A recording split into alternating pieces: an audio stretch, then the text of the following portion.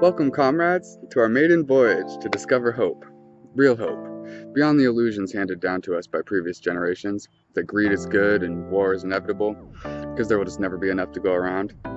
As George Carlin said, it's all bullshit, folks, and it's bad for you. I'm your host, Neonn Felicity, and I'm here to tell you that we can have a positive future. With an evolutionary perspective, we can be rationally optimistic about the future of civilization. Despite the cynical machinations of the propaganda machine, technology is evolving to a place where we will no longer be held captive by the need to work a bullshit job to meet our basic needs. And future generations will undoubtedly look upon our time with a similar indignation to how we judge our history of slavery and feudal theocracy. What is left for us to do as individual thinkers without the power to solve the problems of the world on our own? As many have said, to change the world, we must first get our own minds right. We must break free from the obsolete dogmas and false assumptions about the way things have to be. The future is going to be radically different from the past, whether we want it to be or not. What is left to us is to shape it by unchaining ourselves from fear, and to shift into compassion, and treat every other person we meet as another version of ourselves. There is much wisdom that we have forgotten that we must recover, and there is much foolishness that we must unlearn. It takes fortitude as well as foresight to see what's ahead for our species. And no person can see the whole picture. The truth is always a mosaic, so we'll all benefit from hearing as many futuristic perspectives as possible. The warnings of a dystopian future are all around us, in films, in the news, in our worrying minds. We need to try harder to seek out reasons to believe it can be different. We can't escape this tribulation, and utopian futurist philosophy is one step towards shifting the paradigm.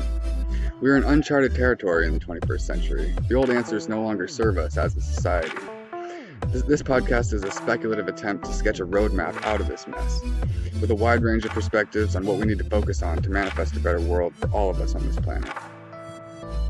So to launch this ambitious project, I introduce you to our first guest, Scott Mills. He's a transhumanist activist and social scientist, a geopolitical and technological analyst, a non-monogamy communication and life coach, a cryptocurrency expert, and an all-around progressive futurist think tank. We met at Luminosity Gathering in Canada in 2017. We were both giving talks in the metaphysics and art space, and I was very impressed by his energy and his ability to apply profound insights from neuroscience and psychology to reinvent human social relations, to embody a philosophy of radical love and radical openness. In the conversation you're about to hear, we discussed the path through civilizational despair to becoming a utopian optimist. Along the way, we discussed the conspiracy research rabbit hole, and how the realization that the impending wave of automation will naturally transform our world can give us real hope for an emancipatory future, because all the propaganda by the ruling class will ultimately fail in the face of this radical technological evolution we're witnessing. We explore the demographic paradigm shift implied by the approaching expiration of the baby boomer generation, and the rise of millennials as the biggest voting bloc in history. We're eager to be done with this terrible economic system that keeps half the population in poverty and the other half involved in unethical, extractive industries like oil and gas.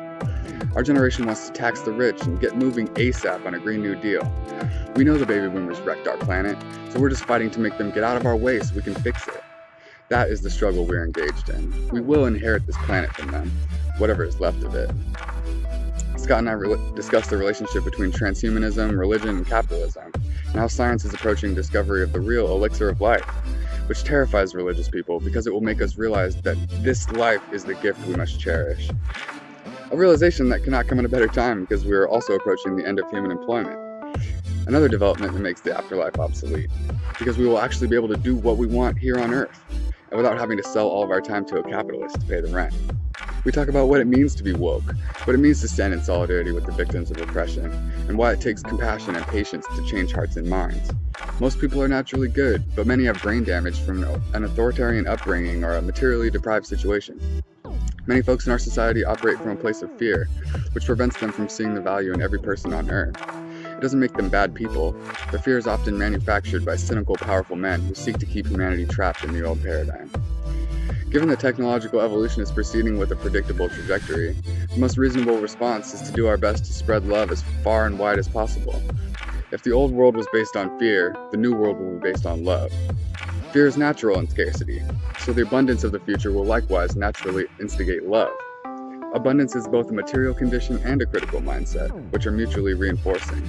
The primary purpose of this podcast will be to illuminate the abundance mindset so as to help manifest abundance as a material condition. I hope you find Scott's utopian perspective helpful in that regard. So thanks for joining us on this map-making endeavor to envision a path towards a world worth living in. We are live. All right. Hello, everybody. Hello, Scott. Welcome to the inaugural episode of Utopian Cartography. So, I guess I wanted to start off by basically asking you about your journey to become an optimist. Have you always been an optimist about the future, or did you go through a period of, thinking we were all fucked and humanity would self-implode? Because that's the phase I went through to get to utopianism in the end. I imagine that's a pretty common phase. So, yeah, I definitely went through that. I mean, first, I started working a lot less, and I've always been into research. I've really been into medical technologies, and I've been a transhumanist for quite some time, reading into age reversal, and I took genetics and molecular biology at MIT because I figured, hey, if the future goes south, I would want to be able to 3D print my own lab with the ubiquity of 3D printing technology, and then I could do my own experiments and give age reversal to all of my friends by adding telomerase genes and all this stuff. So I was always like a big nerd. And I'm autistic and have an eidetic memory, so I'm just an information sponge. And what's an eidetic memory? Eidetic memory, that's anything that I experience is permanent and I can relive it. So photographic memory type stuff. So research for me, being autistic, has always just been I just get hyper focused on everything. So when I started working a lot less, I had a lot more free time. And for the last bunch of years, I've just been doing nonstop research every day on all of the topics that I'm sure later you'll have introduced before the video for everyone else listening. But just, this wide range of stuff that I've been into was just because I had the time. And I ran across some conspiracy stuff. And the more I researched, all of it seems outlandish at first when you are integrated into this society of, believing that everything is okay and teaching people that anything that happens bad is probably their own fault because we live in the land of the free, and obviously there's so much opportunity, and if you're not getting it, it's your own fault. So I started reading some of this stuff, and with the exception of lizard people and flat earth and some things that obvious, basic science can clearly dispute, I started realizing that almost every single conspiracy that I looked into was absolutely true. And so for a while I got really quite depressed, and my ex-wife was like, okay, you might be a little too deep in these conspiracy theories. I thought, well, you're not wrong, because it's disheartening when you look into things and you realize conflict of interests, which is now what I call them, because conspiracy has been weaponized so that when you call something a conspiracy, that's a euphemism for obviously not true. But all it means is that people are conspiring to accomplish something, and maybe not telling people about it. So I use the word conflict of interest because it's a lot easier to understand that at the biggest levels of government, when, the head of the EPA is an ex-coal guy, the head of pharmaceutical technology lobbyists is now in charge of that industry, and the four biggest heads of their ex-industries and lobbyists are now heading the industry. That is a massive and glaring conflict of interest. And to be so naive to believe that people in that kind of scenario are not going to use that power to benefit their own 401ks, their investment plans that they've already been building their whole lives, and their friends, and literally pushing around billions of dollars, to believe that they're going to vote against their own interests is rather naive. And so the more I looked into it, the more I just started reading the back of every research paper I found from any pharmaceutical technology paper, and I'd find those people and realize they're part of, the Fraser Institute, founded by the Koch brothers to obfuscate climate change technology or this or that or whatever. So it was really depressing. And so I took a break from that because my wife basically told me to, because it was too much, and I was like, "You're totally right," and it was really, really hard to see the world getting better. And then I saw one article. The article that did it was an article that studied what the effects of automating all of the cars on the road would do. And it turns out that if all of the cars were automated, it would reduce the amount of cars on the road by 90%, which is ridiculous. And even if it was half that, because stubborn people still want to drive their own cars, just that alone is removing half of motor vehicles from the road just because they don't need to park and waste space. That means more rooms for parks and less parking spots and less parking garages. And I just thought of the implications of this, and I thought, wow, that doesn't require lobbying or subsidies, or that's just obvious progression and basic economics. Right. And that will be the progression of the world. Like 80 to 90% of the cars are just going to be off the road in like maybe 20 or 30 years, because it'll just be easier to take an automated Uber. And so that really filled my heart with a lot of hope that I had lost for quite some time, realizing how many conflicts of interest are being capitalized on in this world. And then I started seeing things about indoor vertical farming. This is using 99.9% less water, using very little electricity in carbon neutral buildings, growing plants in a sterile space where they get exactly, well, not necessarily sterile, but like without the need for pest control. So like people argue so much about Monsanto and whether or not they're doing any of the bad things that they are or not. It really doesn't matter, because it will be unnecessary, because these things will be grown in a place where they don't need any pesticides whatsoever. So we don't need to worry about, the corruption of the organic farming industry also removing real organic farmers from the equation with their red tape, and so that was like, wow, that's going to save a lot of food. And it can be done in cities, in skyscrapers, which means there's no logistics to deliver them everywhere, just so much stuff. And I just kept reading about these technologies and the like insanely accelerated growth of the renewables industry, and started looking into the numbers behind the oil and gas industry, and realizing that the industry is already basically dead and being easily overshadowed by the growth of the renewables industry that creates more jobs, creates more wealth for actual people. And, all of this propaganda is just the exit plan for that industry. And I started realizing that, capitalistically speaking, the world is going to be saved by technology itself, because Trump started saying all this stuff about reviving all these coal plants, and then put in all these subsidies for coal plants, and then what happened was all of these states and cities were just like, yeah, we don't actually want to buy coal because solar is cheaper.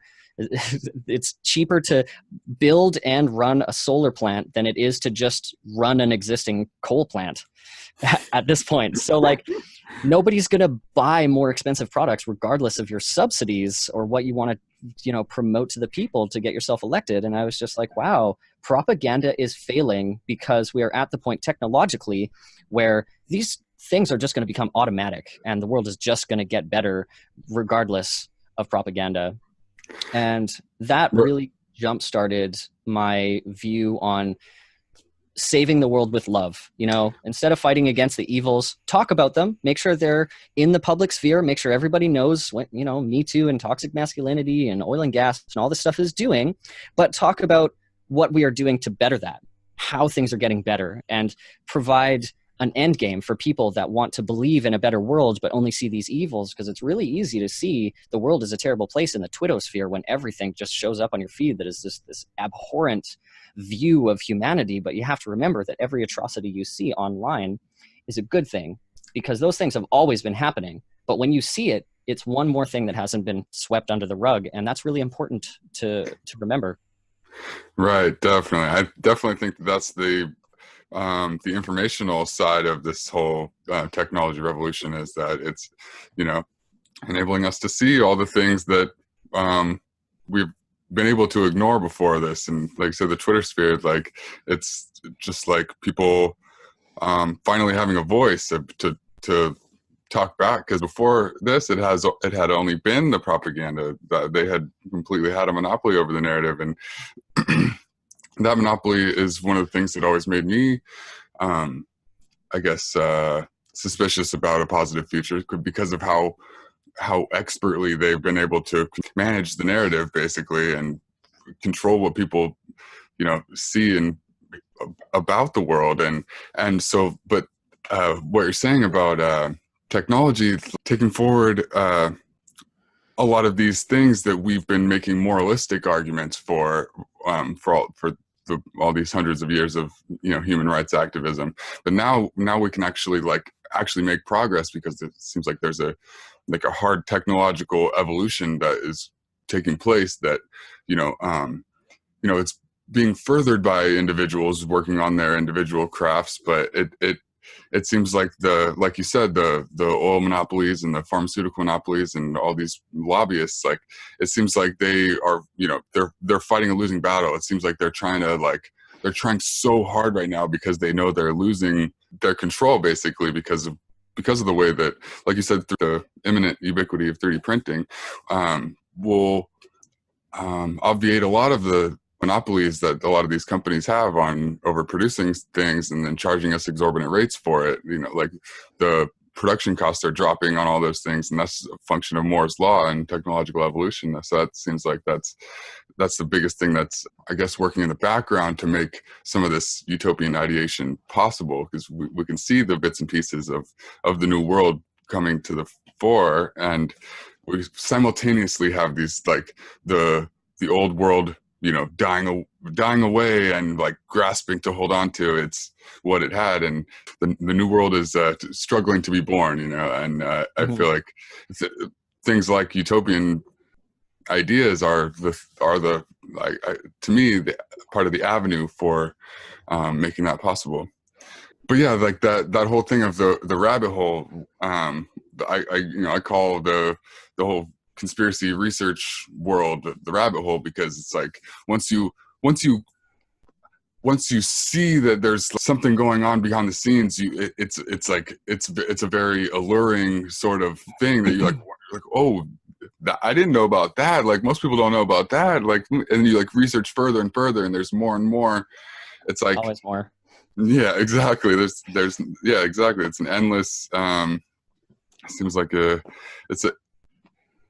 but the reason people say that conspiracy theory is dangerous is because I don't know if it's because it is dangerous in terms of your mental health, but I've heard a lot of people tell me that conspiracy theory is dangerous in this, like, oh, you shouldn't go down that, like, you shouldn't go down that rabbit hole or whatever. But I think it's an essential way to understand why some of these things are happening, like why we've been at war for 20 years.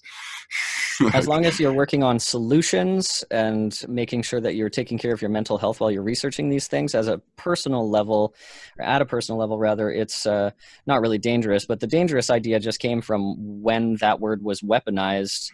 Right. In the Kennedy era, after right? Kennedy's Yeah. assassination, and then people made it so that these conspiracy theorists are dangerous because they make people. It's just a populist idea to other them.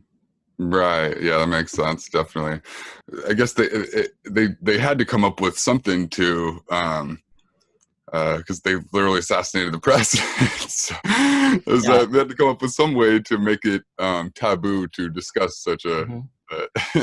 There's power in words. Right. There are think tanks whose sole job it is to find specific, simple, spreadable words in order to other people to make them something not worth listening to. And that's, conspiracy theories and snowflakes and these millennials. And these are words created by think tanks to make people invalid. Right. Definitely. Yeah. Cause it's, because I guess along the same lines of the fact that, this old paradigm is propped up by the older generation of voters who is, they can be counted on to vote, like all these mainstream news networks, their average viewer is in their late 60s, all of each network. 68 for CNN and 72 for Fox News. And in America, it just went down again, but the average age is only 78.6 years now. So like literally in an average of 7 years, over half of the population of baby boomers who don't vote in their own best interests will literally be dead. And as morbid as that is, there is a ticking clock to bad ideas. Right. And so that gives me hope, as much as I don't like to think of it that way, because I would rather these people die knowing that the world is going to be a beautiful place and not that it's going to be destroyed by millennials. But I mean, that's just the reality. Right. Yep. I know. I try to explain I try to explain to old people that, like, we got this, but they don't, they're not buying it, because they're fundamentally stuck on the fact that the world can only be good if it operates according to such and such principles that we know to be obsolete, but they grew up on because they didn't have the internet growing up, and so they still barely got the hang of it. You go on the internet, just read Fox News articles. Those generations were right after major wars too, so like they're predominantly religious, and a lot of them are super militarized also, and these are two of the most authoritarian types of family homes you can have. And when you grow up authoritarian, especially religious, you're taught to believe in imaginary concepts and not question them. So your whole world revolves around the government knowing what it's doing and just believing in it regardless of whether or not it feels right, and being afraid of anything that tells you different. Yeah, because it's those damn communists working behind the scenes. Always the communists. Fear the red. Fear the red. But yeah, I feel like that, I don't know if that might lead us into our first topic that we alluded to of automation, is because part of the reason that I think that this whole, in addition to the fact that the internet gives the millennials like we said, the capacity to talk to each other and learn about each other's experiences on a deeper level than we had previously been able to, we're also living amidst the technological, I guess, the end game of employment. Like I feel like I always wonder how many millennials can see this automation wave that's coming, and because millennials are having midlife, or having quarter life crises. And like in the literature, it's described exactly like a midlife crisis, where and the way I think about it is like that we can just see. We figure out sooner than our previous generations did that what I don't know if there's a analogous phenomenon in Canada to the American dream, but like this whole idea Not of much different. Right, yeah. If you just work hard and you show up to work on time every day and you flip those burgers, someday you're going to manage that burger place, like, and then you could treat your employees like shit the way you got treated like shit. That's why you got to extinct, like, because someday you'll be able to pass that down, pass that abuse on to the next guy. And that's just how the world works. But like, I wonder if they see that these jobs are like, the days are numbered. Like, a lot of the careers, it's almost like by the time, if we get into these careers and 20 years down the road, when theoretically in past paradigms we would have been able to move up that corporate ladder, then but from this vantage point now, 20 years from now, those jobs are not going to exist anywhere. No. A lot of those things are going to be fully automated. There's not going to be a single job in it. No. There's a list online for percentage-wise how likely in the next bunch of years your job is to be automated. And like one of the last couple to go are like mental health professionals, like counseling psychologists and artists. And like Google's making art now, so that might even be wrong. But but like, even like lawyers right now going through law school, if you start law school today, they're saying that by the time you get out of law school, there will be just online computer programs that do that job for you way better than you could ever accomplish. Right. So people are going to school spending hundreds of thousands of dollars, if you're in America anyway, for like these programs that are not going to actually get you a job. And like we have the most highly educated generation there ever has been working at Starbucks. Right. For the baby boomers. So clearly educational systems have to change, and we start to really need to work on social policies. Exactly. And they insult us and call us entitled for not wanting to work at Starbucks with our fancy educations. Just trading jobs with each other, trading part-time jobs and multiple part-time jobs with each other to try and convince people that the unemployment rate is low, but the full-time employment rate is incredibly low. There are just a bunch of crappy throwaway jobs to keep people somewhat busy and barely able to pay rent, if that. Right, exactly. I know. I Really just like Trump, for example, is constantly touting how low the unemployment rate numbers are. Like, oh, like whenever anybody calls him racist, all of his apologists and pundits, yeah, exactly. They all say, like, oh, how could he possibly be racist because the African American unemployment rate is the lowest it's ever been? And I'm just like, what kind of fucking jobs are you talking about? Like, you're really gonna tell me that, like, that's a sign of benevolence that, that there's this, that they provided these terrible minimum wage jobs that pay dirt, like.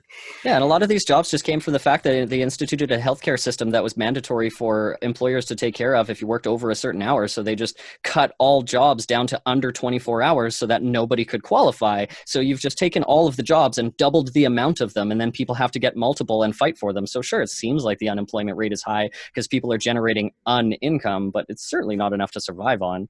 Right. It's just a skew of the numbers. It's just one of the problems with statistics is that it can very easily paint any picture you want it to if you're not careful to read between the lines. Right, totally.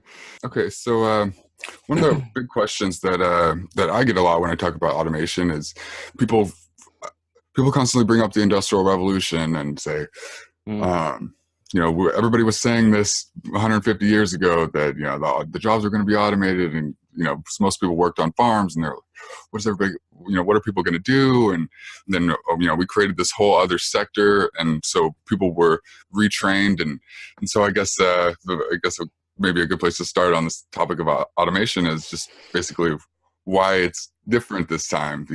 Why it's not going to just be part of the creative destruction cycle where jobs are lost and jobs are created. And I would say it is and it isn't. I mean, for one, the Luddites were right. A lot of them lost those jobs, but they got better jobs that were in the same field that were using the technology, and their jobs just got easier. Today, automation is accelerating through every job sector, and automation is at a point where it doesn't need as much human intervention. And so, we're going to get to the point where, of course, jobs are going to get easier again. Now, the problem is whether jobs are going to become more higher paid, or whether there will be social programs that are in place to account for the massive job loss. Because these are jobs now that computers and machines can do without human intervention way better. And people are and have already been losing their jobs. So like when, again, touching back to Trump saying that the job loss, or the unemployment rate rather, is so low, this is not taking into account that these are throwaway made up jobs just to keep people kind of busy. And people are getting frustrated with this, and nobody wants to work these things. And, we're going to get to the point where the only inevitable obvious truth is to create a system such as universal basic income that uses the tax of 70% on corporations and people that are making over certain amounts of millions of dollars a year to buy these robot technologies. The automation has to be taxed in order to support the people whose job loss is caused by these things. And unlike the Luddites, who are just going to be learning how to use machines that do the same job so they can produce more, which was all about producing more to give more to everyone. But now we live in a world where there's so much more for everyone already. We don't need to ramp up production. If anything, we need to cool it down, or obviously our Earth is going to be destroyed, as everyone knows now. You'd be living under a rock if you didn't hear the 12 years left thing. Right. So, it is and it isn't different this time, but one way or another, we're already at a point where there is not enough jobs or not enough hours of work to go around, and more automation is going to lead to more of that, and more of that has to lead to one thing or the other. It's either going to be a bloody revolution, which I really actually don't see happening, or people just protesting, being like, we need higher tax rates for giant corporations. We need to halt overseas shell companies hedging their money overseas to hide it from our economy. We need to stop bailing out banks and oil and gas companies, and we need to put that money into people and just give people money, because it's not about creating crappy jobs that make no sense. It's about just feeding yourself, really. Right. That's what matters. Exactly. Not dying out in the cold is my preference, personally. Right. Yeah, everybody says people need jobs, but no, they need incomes. Need income. Exactly. Big difference.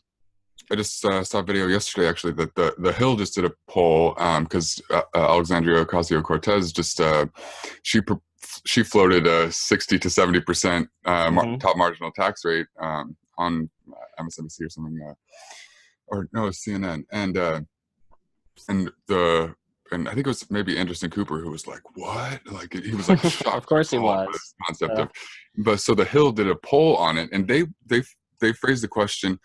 Would you support a top tax rate of 70%? They didn't even say a top marginal tax rate of 70%, and 59% of Americans supported it. Like, not even just a marginal tax rate. So it probably would have been higher. You know, probably would have had even more support. But like, so there is a popular support for like these high top end, progressive tax rates, because people know that there's billionaires that are just running away with everything.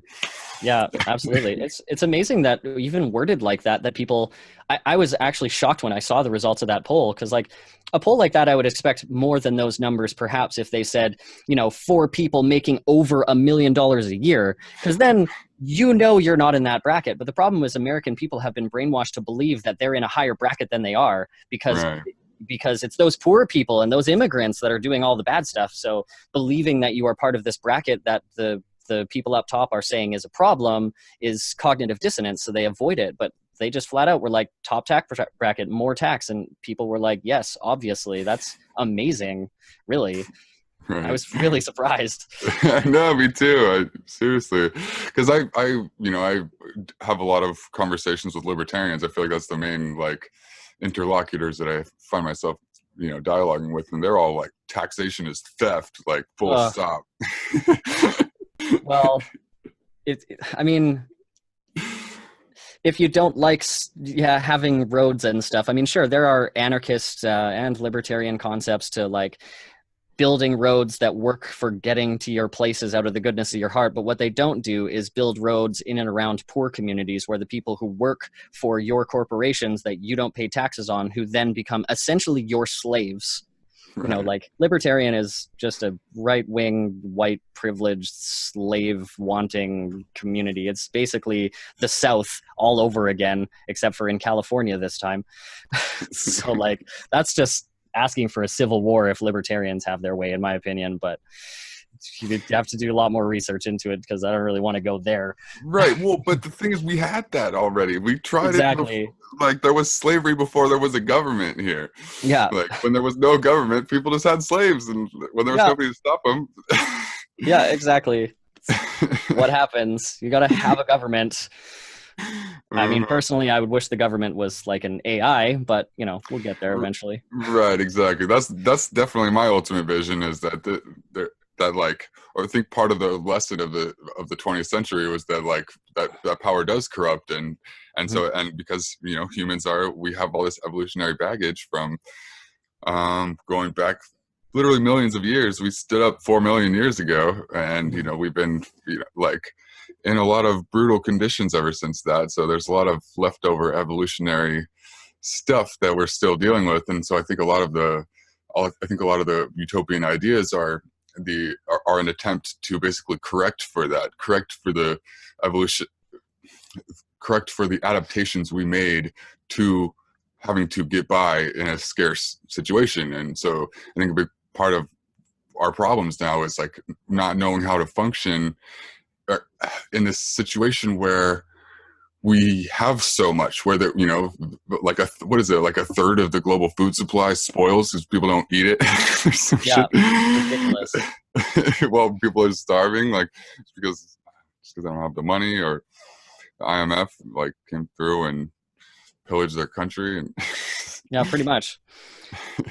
It's really interesting, but humans have been studied very well to be altruistic by nature, and there have been where San Francisco sits right now, there was like a Native American city of 1 million people. And, these are people that understand how to live in harmony with the earth, and everything was fine until they got coughed on and died from the flu. And of course, all of the other atrocities that we all well know that the that colonization caused. But now we have manufactured scarcity. Even just the simplistic nature of calling it fossil fuels, as if they are created and by this mechanism that isn't how they're created, and that they're going to run out. And this is just a manufactured scarcity that has caused them to be able to boost oil prices. And like these types of things are what is still driving populist policy, this idea that there isn't enough work to go around, that immigrants are going to steal your jobs and we can't create more, and like that society growing is a bad thing for you and your family. And it creates this segregation based on believing that we don't have enough for each other, when we are the most like expanded we have ever been, and we are by far the most luxurious and the most rich like society in the human race has ever been. We have more stuff and wealth than ever before, and it's ridiculous that millions of people around the world are homeless and starve when we have empty houses all over the world. And I mean, are currently also bombing houses and creating less houses, but that's another story. And really, it's all just to try and create this scarcity to keep people against each other. So there's some reason to control them, which we don't really need to get into because we're trying to move past that anyway. But some people somewhere are trying to make people turn against each other, and it's still happening. And whether it's a result of power hungry people, or religion and segregation, or racism, and all of those things combined is another thing, but it's happening, and we've got to learn to overcome it if we're ever going to succeed in creating a beautiful world for everyone involved. Right. Yeah, exactly. Yeah, the scarcity condition is definitely, I think that's the key. That the thing that will be different about the future from the past, as I see it, is the abundance scarcity thing. And so it's like, as our technology continues to evolve, and as the abundant productive capacity of this technology continues to grow, it seems to me that it will be harder and harder to maintain that condition of artificial scarcity that this system thrives on and needs and justifies its existence by purporting to manage. And it's like, once we do have solar power and we have photovoltaic paint, and just like every building could be a power plant, and then we don't need to be funding a $700 billion military budget in order to extract the oil from some other country full of people who don't want us to steal it from them. And I think and also you mentioned 3D printing. Like, I think that's a big part of it too, is that another part of our wars are for mineral extraction. So I think once we get more and more and more precise 3D printing, we'll be able to, just fabricate a lot of these molecules that were, destroying the earth to mine, or, bombing poor people to take, and propping up all these despots around the world. Like I heard some stuff that the U.S. backs like 70% of the dictators in the world, like because they overthrew the governments previous to them. Right, exactly. And the reason that they did that was because they needed those minerals for us to have all these goods and services. But it's like, I think we're coming to this technological place where that won't be necessary anymore. And that was the other thing I was going to say, is there's also a scarcity of time that is, I think, a big factor in the creation of these bullshit jobs, is that they want to artificially keep our time scarce, so we don't have time to think about the big picture of some of these things. And so it seems to me like UBI will, at one level, just give us more time, because we won't have to sell as much of it, because that's a big part of that's what employment is selling your time, because you don't have anything else to sell. So if all we have is our time to sell to pay the rent, then it seems like we will be able to get some of our own time back by UBI, because it will provide part of an income that we didn't have to sell our time for. And it seems like a utopian prospect in and of itself, because it'll allow us to do a lot of the research in general that you're talking about at the beginning of, like, what exactly what exactly are we doing in general with civilization? Like, what is civilization? What is it for? And like questions like that, like, you know, you have to be academic. Used to have to be an academic historian to think about questions like that. And now, you know, just you and me, you know, just some cyber anarchists hanging out can figure this shit out. Like, it's all available at our fingertips now. You don't need to be afforded free time that other people don't get in order to just be into philosophy.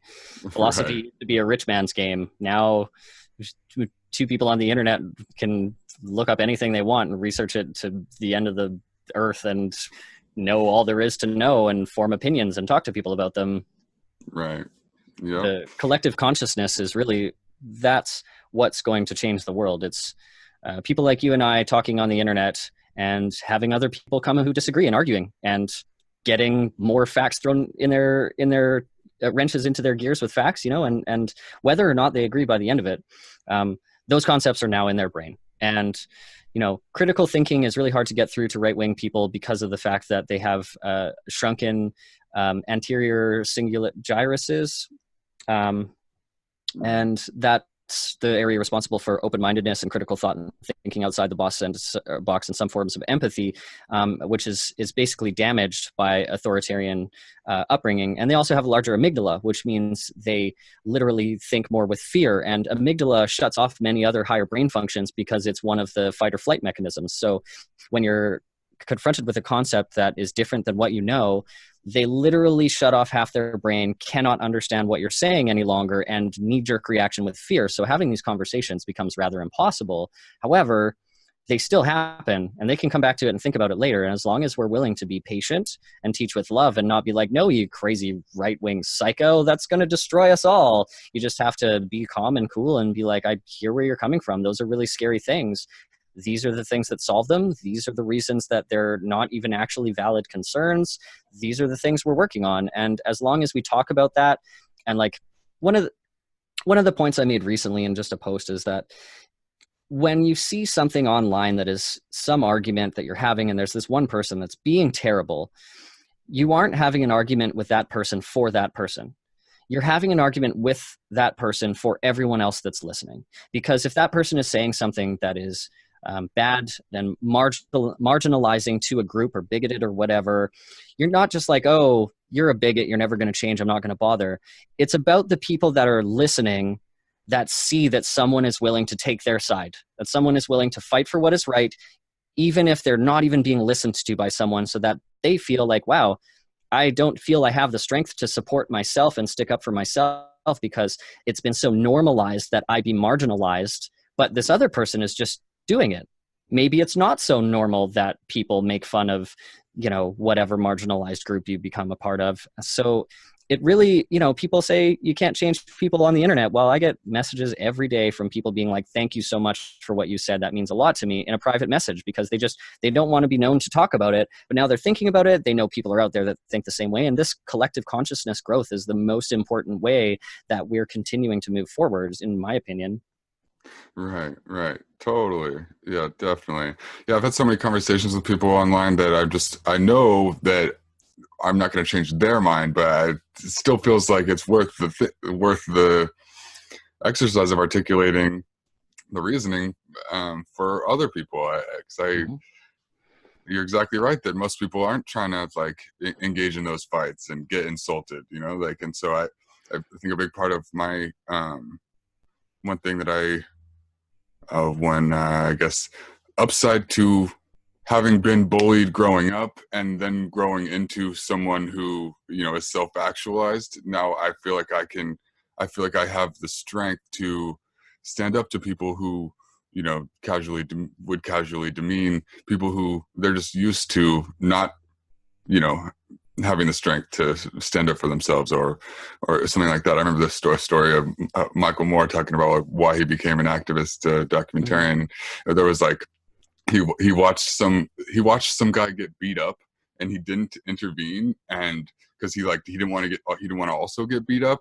And then he says that after that he said he would never let that happen again. He's gonna fight for people who are getting fucked by somebody stronger, like, and I think that's a big part of activism, and and I think it's a big part of trying to improve the world in general, like, because it's easy enough to like just say, oh, the world's terrible, I might as well just get on with it, and it's just going to be terrible, and it's not, it's not my responsibility to try cynicism isn't helping anyone. Right, exactly. Yeah, it's a defeatism. It's a sense of, oh, it's, like one thing I correct people on a lot is when people say it's always been, when I describe like certain things about corruption and things about unfortunate aspects of power dynamics and dominator culture and stuff, and people say, but that's the way it's always been, and I say, no, it hasn't always been like that. There was a start to everything started at some point, like, and then I'm fairly convinced that technological evolution has played an integral role in the entire process. Like, so I think a lot of like empire kind of became possible with the beginning of the written word, because they could codify, like, you do this and then you get this, like, and they could write down like who was a good soldier, and they can expand this, like, you know what I mean, like, and people can get promoted. And so the age of empire started 5,000 years ago, which is around exactly the time of the written word. And so I think that something so powerful that started this whole patriarchy and imperial thing, like, I recognizing that it did have a starting point, and even though it was so long ago, like the fact that it did have a starting point, I think suggests that it could have an ending point, or that there could be a transition. Darwin said that the reason he that he was so stoked on evolution was because it implied that humanity was not an end point, but a stepping stone onto something greater in the future. And I can't even imagine what Darwin would think of transhumanism and the whole entire concept of like literally conscientiously right, yeah, exactly. Like, oh yeah, no, we discovered the mechanism, and we also discovered how to hack into it. So I think that's a big part, because honestly, for me, that was what pulled me out of that conspiracy research rabbit hole, was discovering the singularity in transhumanism, and this whole idea of, because I remember Alex Jones talking about how, I remember back in, like, it was like when I first started discovering conspiracy theory, and Alex Jones is everywhere. Yeah, exactly. And Alex Jones has a thing where he talks about how the elite are like, trying to transcend humanity, and they're gonna like just eliminate the rest of us, and they're making us develop these technologies, and they're gonna take them for themselves, and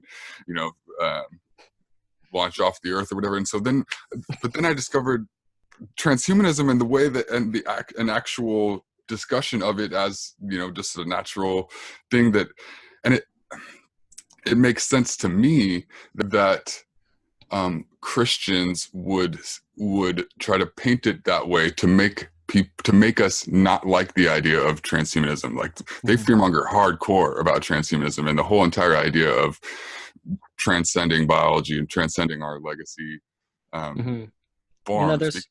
There's one point there which I found rather compelling that I read an article about 6 or 7 years ago, is that 85% of people who convert to religion later in life, like as in not from childhood, so in adulthood, is because they begin to have a fear of death and the afterlife.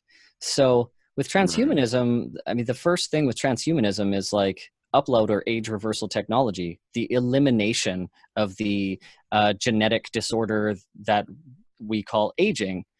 And so if we eliminate aging in the public eye and make that a possibility, then 85% of people who converted to religion later in life will probably be like, you know what, screw that God, I'm not coming. Right. I'm not even going to bother. I don't care anymore. So, I mean, there's that, which is great. Right.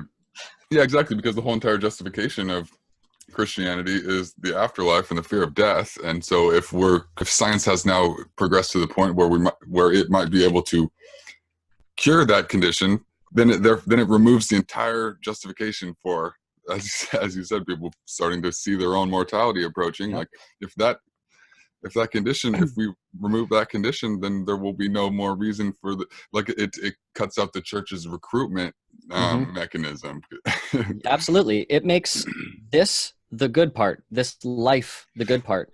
See, the problem that you'll find with the most cognitive dissonance when you try and fight against religion, which I do often in as nice of a way as I can, mostly because these people are brainwashed and it's not their fault. They live in fear for the most part. Despite that God is love, he will punish you for literally eternity if you fuck up and happen to not repent before you happen to die.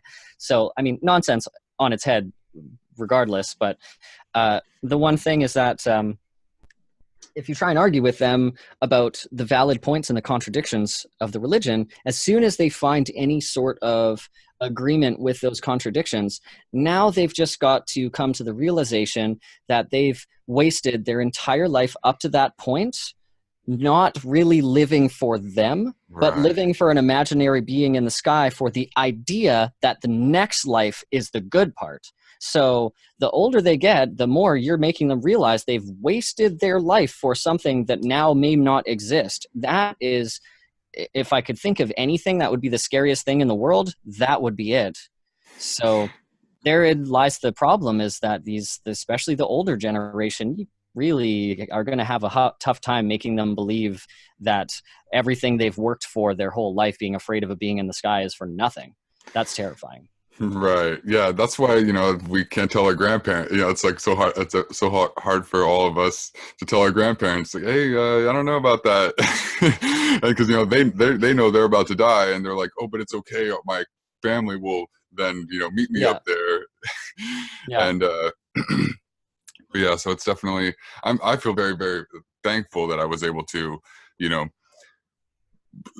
go to a Catholic high school and have it shoved down my throat and so to come to that realization that was the case, that everything that you just said, so I could, live this life for itself, like you said. And I think that's part of my, I think that's part of my rejection of employment in general as a thing to do with this life, because it's like, I think a lot, that's why Christianity and capitalism went so hand in hand, because it was like, this life sucks, but if you do it how we tell you to do it, then you'll be, there's a party after you're dead, like. And so but without that, it's like, wait, but there's, so now I understand that there's not a party after I'm dead, so I want the party now, like right now. Yeah, exactly. Right fucking now. Yeah, and I think that's a big part of the beauty of festival culture, and it's all that, and all that, like the Renaissance going on, because it's like people are really grasping this life and trying to optimize how we live on this planet, like in actuality, like rather than in a hypothetical potential, hopes and dreams. Yeah, exactly. The big ice cream cone in the sky. Yeah, exactly. So yeah, I mean, these are the biggest things, in my opinion, that just cause that inevitability in my mind for the world getting better. Is like, automation is obvious. The only possible way that we will be able to sustain ourselves in a culture with automation without imploding under a bloody revolution is obviously universal basic income. And with that on top of the ubiquity of 3D printing technology means that everyone will have control over everything that they produce, which means no more wasting a ton of fossil fuels shipping stuff back and forth from China, no more using China to make all of our Western lives easier while blaming them for their pollution that is caused by our Western lifestyles. And, these types of things are just here now and coming, and they're not going to be able to be stopped. And there's the paradigm shift there is going to be massive. And like, there will be growing pains, but ultimately these aren't things that can be stopped. And so like, the younger generation can take note of the fact that this is just the obvious path and start fighting for them sooner. And once we start just talking about the obviousness of how easy it would be to support our society in a positive way, we can start moving in that direction a lot easier. Right. Definitely. Definitely. Yeah, and I feel like that's why we're, clamoring why politics is in such turmoil right now, because we're just at the beginnings of grappling with this major shift, so that's why, like Hillary Clinton, she missed her shot in 2008. I mean, when she lost that, she was, it's like that was going to be the last one of those. Hopefully, I like cross my fingers so hard that we don't get it some kind of Hillary 2.0. And a lot of the mainstream, at least especially the Democratic Party in America, I assume there's it's like this in every Western country is probably going through a similar dynamic right now. Is like, do we reckon with the fact that there's major paradigmatic transformation that has to happen, or do we like just keep postponing it and like just like keep ignoring people's cries for something different? But and I really wonder, like, when, like, do you have a projected time frame in mind when you think UBI will become at least a mainstream like piece of the debate, or like when it will possibly be implemented someday? Well, I mean, it's really hard to say because it kind of works in 4-year increments with election cycles, right? So, I mean, these are things the Green Party up here has been talking about, but the rest are just not on board yet. I mean, the Liberal government just bailed out an oil and gas company, just like the banks were bailed out by you guys in 2008. Right. Kinder Morgan had a defunct pipeline. They wanted to rebuild it, and the Supreme Court of Canada said you can't do that because you're ruining all these Indigenous lands. And the shareholders of the company itself said, this is actually going to lose us money and it's not going to be worth it, and we don't want anything to do with this pipeline. So the lobbyists convinced the government of Canada to buy the pipeline for $4.5 billion of taxpayer money, a pipeline that the shareholders of the company didn't even want, and bailed them out of their infrastructure that they don't even and weren't even planning on using. So now the Canadian government owns a pipeline that people are still protesting not to build, and like ripping Indigenous people out of their homes to like try and build parts of this pipeline. And like, it's like, wow. When oil's going to be obsolete in 5-10 years. Yeah. Like, I mean, we're still going to be using oil for, we're still going to be using oil for quite some time, but we do need to absolutely ramp down its production and create alternatives. And like, these people are being brainwashed to believe that it's creating jobs when it's clearly been dead. That industry's been dead for a while, and any propaganda that suggests otherwise is part of the exit plan for them to sell all their oil infrastructure to taxpayers and people and lower grade investors so that they can move all of their money divesting into renewables, because these people who own oil and gas companies are not stupid. I've seen the same numbers they see. They know that their bottom line is failing. They know there's a surplus of oil around the world gathering. They know that it's just going to be built up so that they can move their money elsewhere. So that's what they're doing. And to believe otherwise is just unfortunately naive. And it's based on very clever propaganda that is using, that same scarcity of jobs that we talked about earlier against them, when really renewable energy creates 7-to-1 jobs against oil and gas anyway. So, like, having hope for the future gets really, really tough for a lot of people here in BC, where we were just like, no, you can't run that pipeline through BC.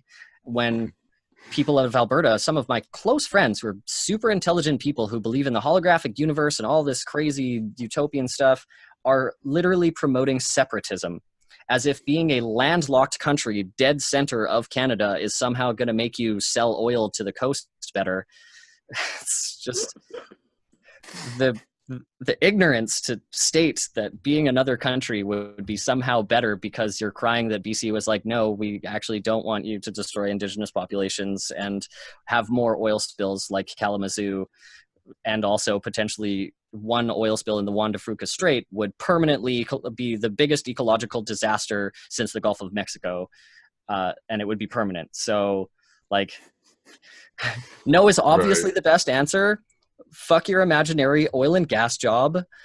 Please just think about something other than yourself for a second. And also, by the way, retraining is cheap, and if we use the same oil and gas subsidies to retrain into renewable energy, it would be obviously better for everyone. And like I'm seeing $1,000 programs going around. For $1,000 you get a couple weeks training and you get ticketed to be able to install solar panels, where you can go get a loan from the government to get money to buy solar panels and install them. People could just be creating their own businesses. It's Right. actually, all the tools are actually out there, but the government isn't promoting them because the oil and gas industry. So like the timeline is difficult, and I digress. The timeline to when these things is going to happen is very difficult to say, but like basically it's just going to be a tipping point of voting power of younger generation people that are like, no, I want to work in renewables. And also, can we tax the hell out of these oil companies, or just not subsidize them and move those subsidies into retraining programs so I can actually get new jobs for the new world? And as far as universal basic income, life's a little too easy in Canada for that to be a big thing right now. But like, I know in the United States, despite this amazingly low unemployment rate, life's hard. You know, there are straight ghettos. That's a real thing that exists. And like, it's been classified as a third world country now. Like that's legit. The United States is literally a third world country, and it's one of the most technologically advanced and the richest country that has ever been in the history of mankind. And here we are, you know, still convincing people it's their fault they don't have jobs when there are surpluses of trillions of dollars just going missing from the Pentagon alone that they don't know what happened to. Like, this could easily just be given to people, and it's so obvious. Exactly. And like, obvious things don't stay hidden for very long. So like, I can't imagine it'll be more than a couple more elections. You know, maybe a Bernie, maybe a couple of Warrens, maybe some AOC. You know, when Cortez, if she runs, she'll win. Right. And like, because she's already got popularity before. Yeah, I could see her doing basic income. She'll be age eligible in 2028. So I'm like, count down the days. Yeah, pretty much. Because I'm like, because it seems like universal healthcare. Just I was about to say that, and then I realized I'm talking to a Canadian. You probably think it's even more ridiculous than I do. That we're still fighting for healthcare. It's pretty ridiculous. It's true. Like, it's really funny when Americans make all these points about how the Canadian healthcare system has failed, and it's like, what? Like, I had cancer when I was 28, and I didn't have to spend a dime. You know, people lose their life savings when they're like 60 when they get cancer. You know, that's your whole life gone because you got something that you couldn't prevent. Well, maybe you could. I mean, I suppose you could have prevented it with lifestyle, but let's be realistic. You're not going to prevent it when the world is against you and you're living in a stressed environment your whole life, working to the bone because you've been taught that's the only way you're ever going to be deserving of anything. So, you know, you got a system that gives you disease because it's not preventative, and it's the most expensive healthcare system in the world. And like, you know, like there again is like this money. What is AOC? What is her 70% tax bracket going to do? What's that extra 20% of tax from the ultra rich going to do? It's going to bring in like $1 trillion. What can you do? Or trillions, in fact, probably. What can you do with trillions of dollars? Like, I think it's like $2.1 trillion to give every American like $1,500 US a month to live off of. You know, there's that. Or like, it would definitely pay for, you know, any major surgeries and people need, like, you know, one broken leg away from bankruptcy. That's appalling for a nation that considers itself civilized, you know. And it's really tough to see. I have lots of American friends that are all beautiful people, and all of them are like, our country's fucked. And like, that's just reality. Like, yeah, that's not nice. You know, like, you can hate socialism all you want because you've been brainwashed to, but like, social policies are just things like making sure children get educated well, making sure you're not one broken leg away from bankruptcy, making sure your grandparents are taken care of at the end of their life if they decided to be a starving artist and make the world more beautiful instead of working in oil and gas. You know, like, these are nice things to do for people, and to hate socialist policies and hate taxes is to hate being nice to other people and to believe that they don't deserve something because they have a different life than you. And that's goes against everything psychology would tell you about what creates different lives. And it's just not nice. And like, ultimately, do we want to be nice people or not? Right, exactly. Exactly. Yeah, and with the productive capacity of all of our technology, we have the choice of whether to be nice or not. now that we didn't have, that we might not necessarily have had in, you know, previous decades or centuries, you know, because like the rich, like I'm sure they are able to pay for everything, so I pictured them going through life with, you know, just a constant stream of, you know, service employees smiling at them and, you know, doing everything for them because they have the money to pay for that, and so they don't know what the rest of us experience as like this cold world that like could just so easily be overcome, like if we, I don't know, if we just can figure out how to stop falling for this, all the propaganda. And I think the point that you said about that, what did you say that life expectancy was, like 78 or something? 78.6 right now. Right. So it's like all those Fox News viewers will, you know, they'll expire at about the time the planet becomes uninhabitable. So, basically that 12 years out. So it's like, to what extent can, like, so I think that's the major project, is like wrestling the power out of the hands of the dying system that is literally being represented and upheld by people who are literally at the age of a dying generation. So it's like, it does seem like there's a natural shift going on. And so it seems like Peter Joseph said a long time ago, the ultimate question is how much worse does it have to get before it gets better? So, and I think that's why I want to do activism, and I'm sure that's why you want to do activism, is to shorten that time period, you know, shorten that, you know, or lessen that answer of like how much worse it's gonna need to get, you know. Yeah. Like, you know what's really interesting about that, and this is a point most people don't know, is that it's actually getting better constantly. Every single year, January 1st, usually there is a why 2018 was the best year ever in the history of humanity, 2017, 2016, every year. And I've been reading these every single year. And these massive changes that are going on in basic society, like things aren't better for everyone all of the time. You know, like we still have indigenous populations up here that don't have clean running water. Flint still doesn't have running water. Ridiculous things. So it's not for everyone, and it's not all the time. However, major issues worldwide are getting better every single year, and everything on average every single year is the best year to have ever been alive in the human race. And, you know, the most privileged among us, therefore, don't see a lot of these things. And it's worth it to keep up the good fight, because there are still people that aren't getting things that they deserve. But, you know, we are winning this battle constantly. You know, people like us see some problems and want to solve them because that's what good people do. But we have to understand that we are solving problems, and we are winning, and things are getting better one way or another. And it's true that the morbidity of the dying generation taking this fear-based voting power away with them and leaving room for nicer people to make better decisions is an absolute truth. I mean, you know, the baby boomers were a lot less hurt than the silent generation, who went through adulthood during the Great Depression and had to raise these kids and all of that stuff. But because of having parents like them, they grew up very authoritarian, but they had good lives. So they raised Generation X, and Generation X didn't really have to want for anything because their parents were great. So they had a better chance of making better decisions and being better educated.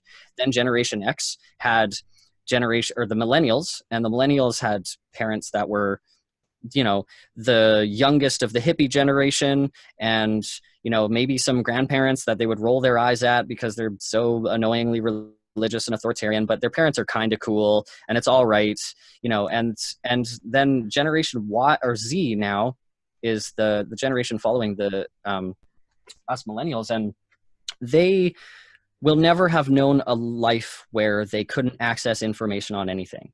These are kids that are going to know that God, Jesus, the Easter Bunny, Santa Claus, whatever imaginary people, things, they're going to know those things didn't exist before their parents could even try to describe it to them. They're going to have alternate information on anything, Wikipedia pages, and incredibly layered and nuanced memes, satirical memes and everything. They're going to grow up saturated, festooned with information of every kind. And while that's going to affect their brains in a very different way, and it's going to cause very different people, like, make no mistake, it's going to be different, they are also going to be by far the most overwhelmingly educated generation there ever has been, with far more computing power to take in vast swaths of information from a young age than even we were, and definitely more than X and the baby boomers. These are going to be kids that can't really be screwed with. You're not going to be able to tell them something is real that isn't, because they're going to be on Google in 5 seconds figuring it out for themselves. And that in and of itself is a world-changing idea. The most critically thinking generation ever is next. And Right. and the one before it, the millennials, like, were the most highly educated generation ever so far, next to what they will be. And we are already overwhelmingly in favor of socialism and social policies that are good to people, totally denouncing capitalism, realizing that it's just a fascist joke. And things, we're into technology, we're not afraid of things, we think critically.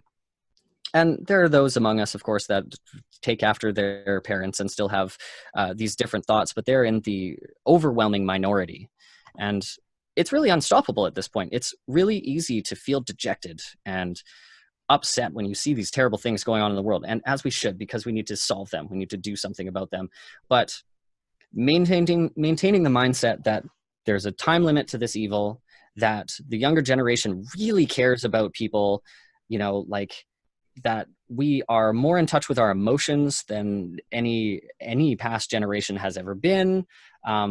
In general, we're basically, just scientifically speaking, better at most things.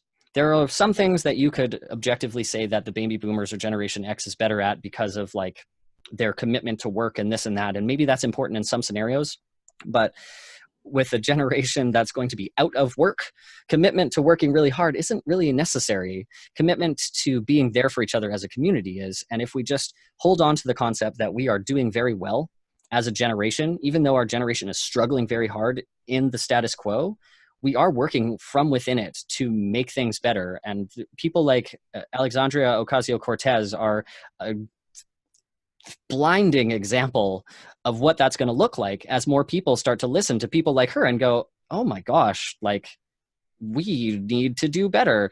And holding on to that, again, I'll finish this point this time, I swear, holding on to that is what's going to make us speak with more compassion as we sell these ideas to people that don't get it yet.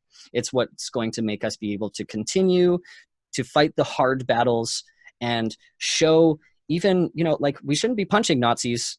There have been some really beautiful biographies I've seen of people who used to be Nazis that now just go talk to Nazis and make them realize that they can have community and brotherhood and connection and love outside of that community and completely denounce Nazism. So no, we shouldn't be punching Nazis, as much as I'm not going to deny that I totally imagine myself straight, like, headbutting Nazis in the face sometimes when they say some stuff that just makes me infuriated. But I'm not going to. I'm going to talk to them. I'm going to treat them with as much love as I would anybody else, to the best that I can, because what they say might just be too much for me. But I'm going to try, because that's how you change the world. And we have to remember that we are winning, is getting better, and hold on to that and let it guide us into every battle we have to face, because that's where it's at. We can't believe that it's getting worse, because it's not. We are winning. Hell yeah. Hell yeah. I guess one question on that subject of people talking about punching Nazis, because that is one thing that I've like struggled with a lot, because a lot of the leftists that I follow are very like, you know, you're a bad faith liberal if you don't support that kind of thing, and I'm just always like, well, but no, I'm not. But I just don't think that was going to be effective at converting any Nazis, is to punch them in the face. Like, for a leftist to punch them in the face, that's not going to convert anybody. And it seems like I've heard multiple stories of people like talking about how they left the left because they, you know, were in some brawl and at a protest, and a counter protester hit them, and that's what turned them into a Nazi in the first place. It's like by accidentally getting hit by somebody. And so it seems like I guess my question, maybe a question would be, do you think that people are falling into things like Nazism because of this scarcity that is being propped up, and that that things like basic income would basically like remove a lot of the I don't know, the desperation that led to people becoming Nazis both in the 30s and after the first Great Depression? Like that's part of why like Hitler rose in the first place, was because Germany was decimated after World War One.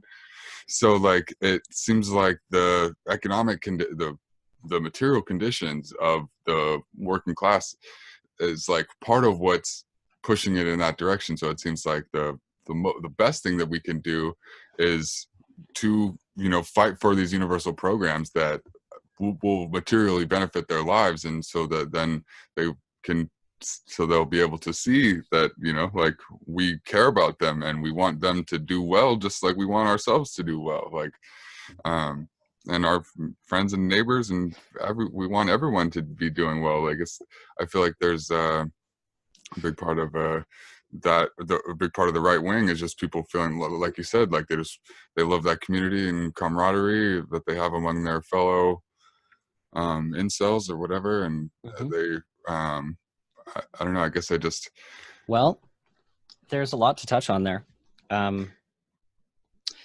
and I mean, just even relating to the way that the people in the oil and gas industry in Alberta are turning to separatism to feel that, you know, they're not getting what they want or deserve, so obviously they should just leave the country entirely. And it's that is a boiling down of this mentality at every level, you know, like a thief, the thief that stole my car stereo back in 2007, you know, I was annoyed because at the time I couldn't afford $3,000 for a new car stereo, and that sucked. But I also have to understand that, like, this is a world where we are taught we can have whatever we want, and there are nice things out there. There are new computers and video games to play and new phones. Whatever you're into, everybody has a different passion, but whatever your passion is, you don't have that.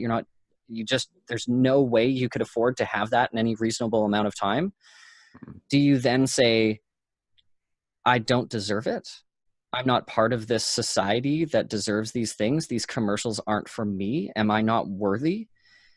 And your response to that is going to be, no fucking way. I deserve those things too. Look at this decent looking car here with this really nice stereo. They could obviously afford that, so they can afford it again, and I'm going to take it because I deserve one too. And I honestly can't blame them for that. I was upset for sure, but I really can't blame them. They don't think, you know, maybe I spent all of my time trying to afford that and finally made it there. They just think I can obviously afford it. And I just can't blame them. And from every aspect of culture, you know, white fragility, for instance, is a big thing. So we have this white male dominated culture in general. And so what happens with Nazi culture is white men are taught our whole lives that all the other cultures are oppressed, and we have all this privilege. And, you know, even now talking about this privilege we have, it's hard to hear about privilege. You know, when I first discovered the concept, I was like, screw that. I grew up like quite poor. I've seen a gun to my mother's head. I've been through the ropes and made everything I had on my own and did it myself, and I have no privilege. But, you know, understanding more about white privilege, I realized, well, but if I was black, that would have been a hell of a lot worse for me, for sure. For sure. There's no denying that. You know, the things I've gotten away with police or whatever, I would have been marginalized and put somewhere where I didn't deserve because of the color of my skin. And that's a reality. So, you know, whether you've learned about privilege or not, it is pretty obvious that it's a white dominated culture. All the big movie stars mostly are white, and they all live in these lavish, nice houses, and they all are middle class, which is actually totally rich, but they consider these normal families in all of these TV shows and movies. And so to grow up and to not have all of those things, and to not get all of the girls and to not get all of the money and the cars and the jobs. Well, now what? You've been told your whole life you could just have anything you want if you just work for it. But now you've been working your whole life and you have nothing. You know, no girls, no car, no money, no house, nothing. And so this creates this massive problem of one very serious aspect of white fragility that causes these incels, these thieves, these thugs and gangsters, and these people who lash out, and these Nazis, because those immigrants obviously took that stuff from me. If you're a Nazi, right? Where's mine? Where's the stuff I was promised? I'm a white male. This is my country. That's how you get to be a Nazi. You get to be a thief because of what was aforementioned. You get to be an incel because where are all these girls? I'm trying to be a nice guy. I'm hitting on girls. You don't, sure, they're too stupid to go on the internet and think about what do girls want? How do I be nice to girls? It's all about how do I get mine, because they were promised all of these things through the media. So, this is what creates this problem.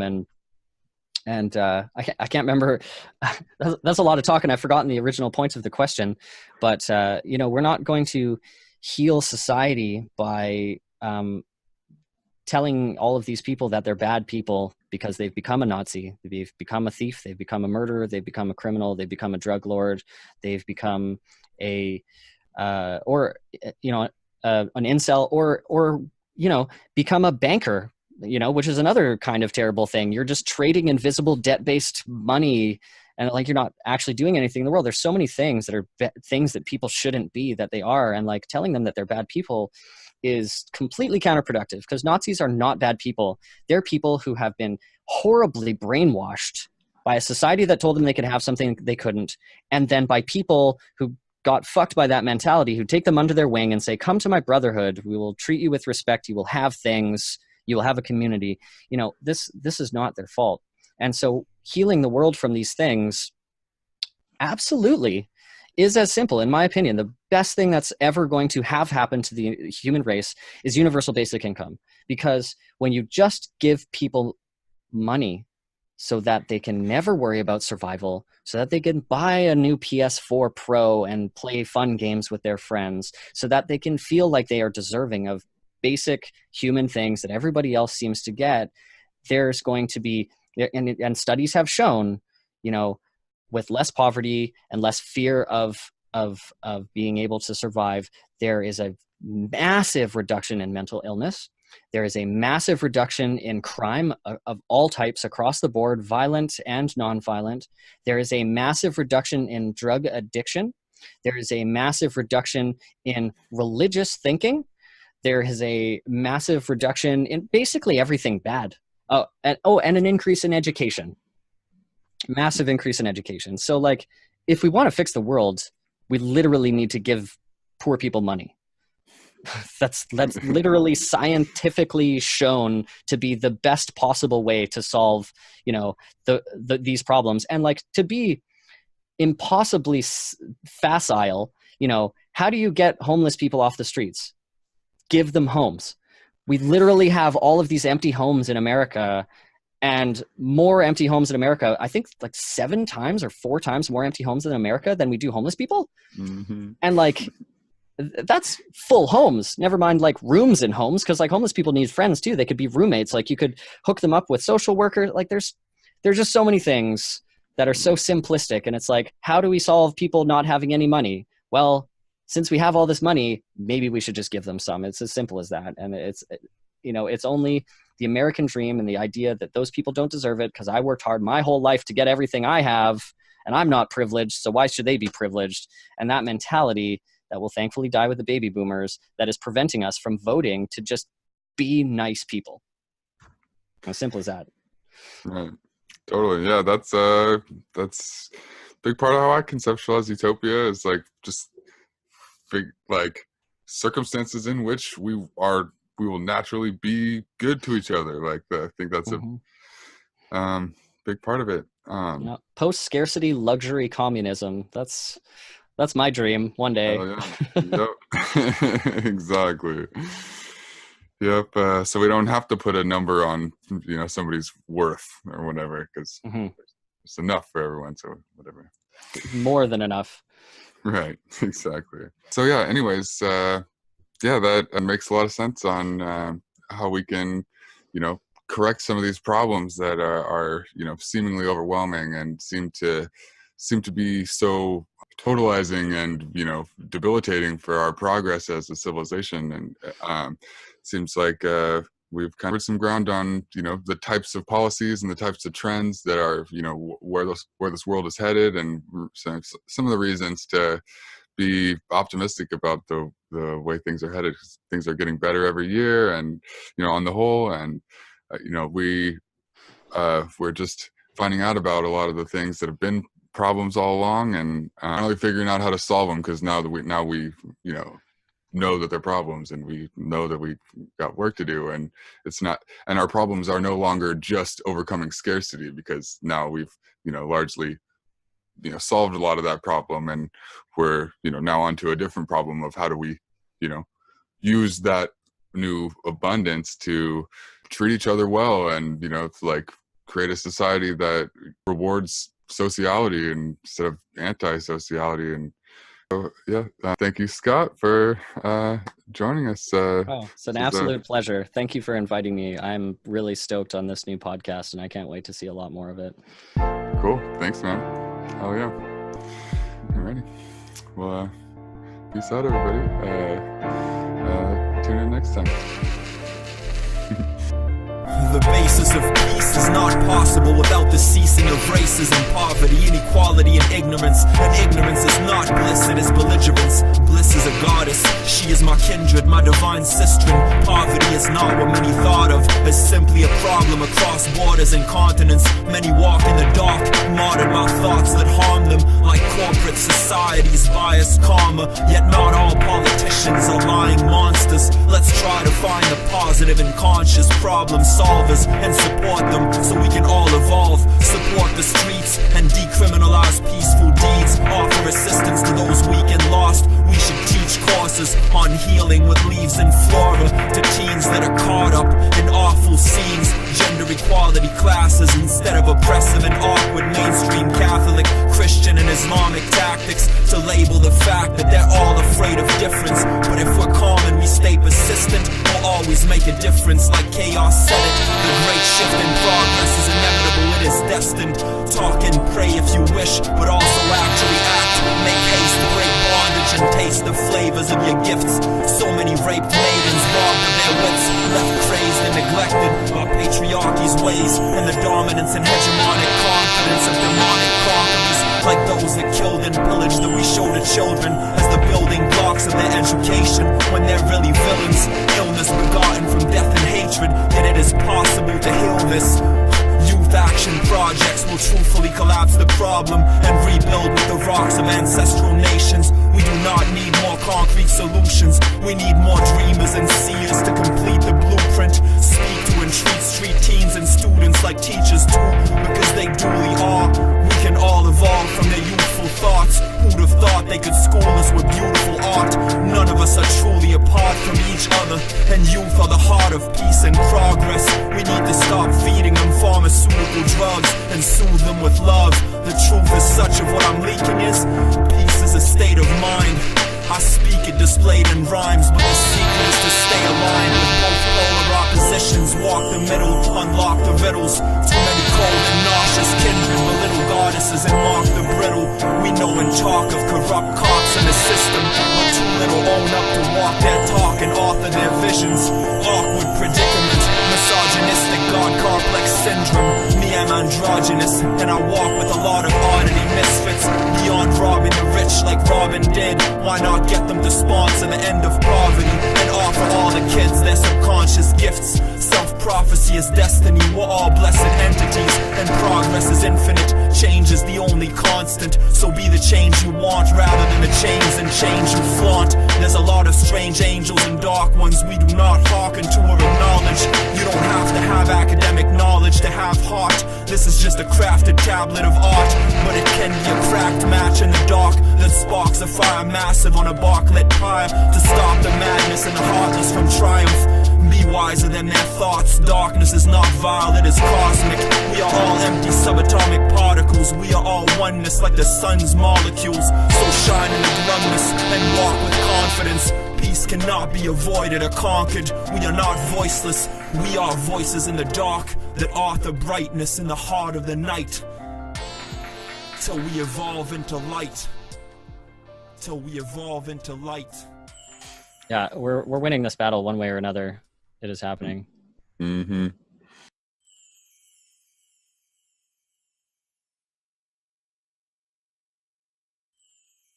We'll get to the future somehow. Yeah, one way or another, it's coming.